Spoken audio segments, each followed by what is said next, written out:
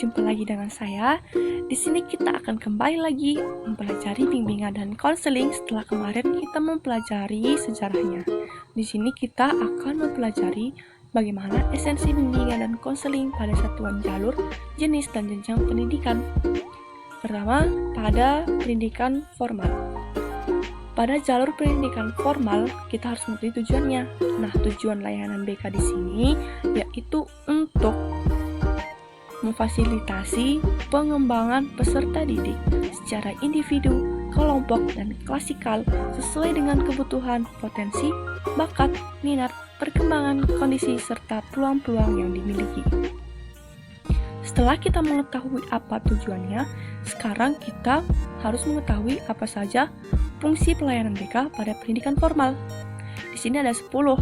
Yang pertama ada pemahaman, yang kedua ada fasilitasi, yang ketiga ada keempat ada penyaluran, yang kelima ada adaptasi, yang keenam ada pencegahan, yang ketujuh ada perbaikan dan penyembuhan, yang ke-8 ada pemeliharaan, yang ke-9 ada pengembangan, dan yang terakhir ada advokasi. Nah, di dalam bimbingan dan konseling ada jenis dan teknik layanannya. Terbagi menjadi 2. Yang A, jenis dan teknik layanan pada pelayanan dasar, yaitu tujuannya untuk membantu semua konseli atau peserta didik agar dapat mencapai tugas-tugas perkembangannya secara optimal. Jenis pelayanannya ada 5. Yang pertama bimbingan kelas, yang kedua layanan orientasi, yang ketiga layanan informasi, yang keempat bimbingan kelompok, yang kelima layanan pengumpulan data. Yang ke B, jenis dan teknik layanan dan pelayanan responsif. Jenis layanannya yang pertama konseling individual dan konseling kelompok, yang kedua referral, yang ketiga kolaborasi dengan guru mata pelajaran atau wali kelas, yang keempat konsultasi, yang kelima bimbingan taman sebaya, yang keenam konferensi kasus, yang ketujuh kunjungan rumah.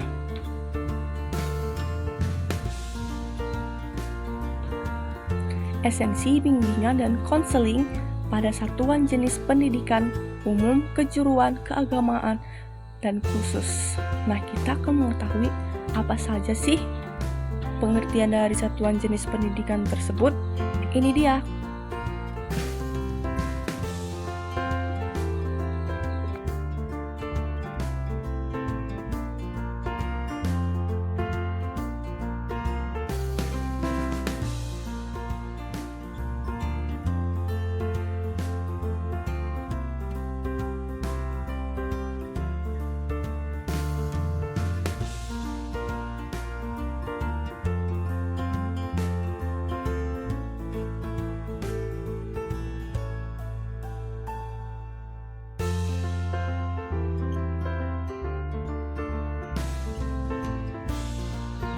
Tujuan bimbingan dan konseling pada satuan jenis pendidikan umum, kejuruan, keagamaan, dan khusus.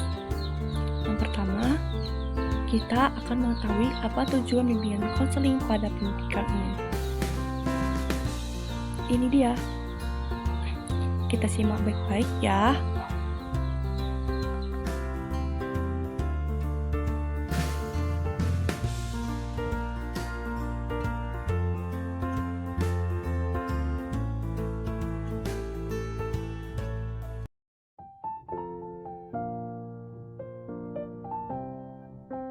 Yang kedua, ada pendidikan kejuruan.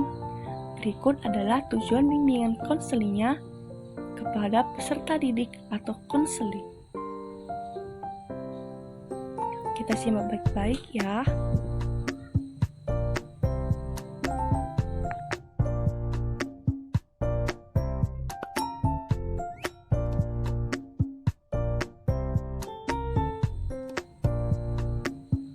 Yang ketiga ada pendidikan keagamaan. Nah, tujuan bimbingan konselingnya kepada peserta didik atau konseli sebagai berikut.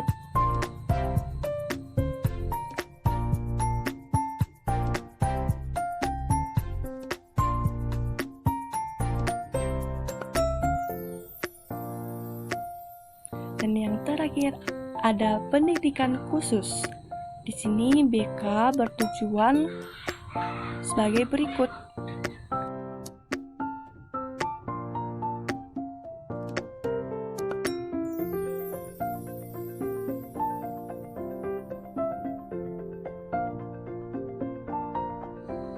Selanjutnya, esensi bimbingan dan konseling pada satuan jenjang pendidikan usia dini, dasar dan menengah, serta tinggi.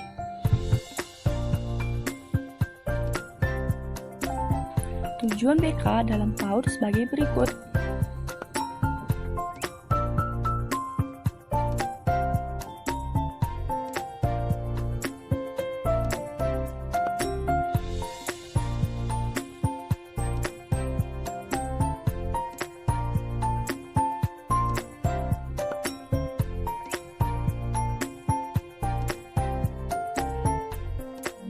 Lalu, yang kedua, bimbingan dan konseling pada jenjang pendidikan dasar sebagai berikut.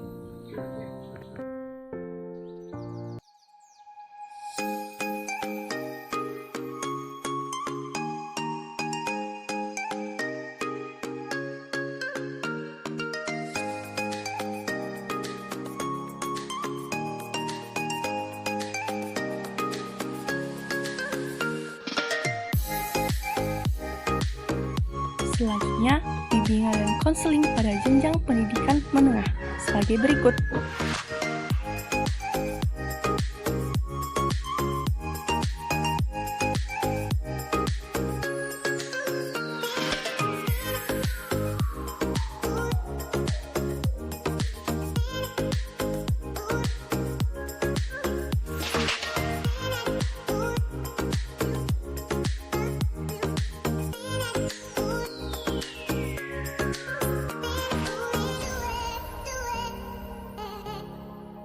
Dan yang terakhir, bimbingan dan konseling pada jenjang perguruan tinggi, tujuannya sebagai berikut.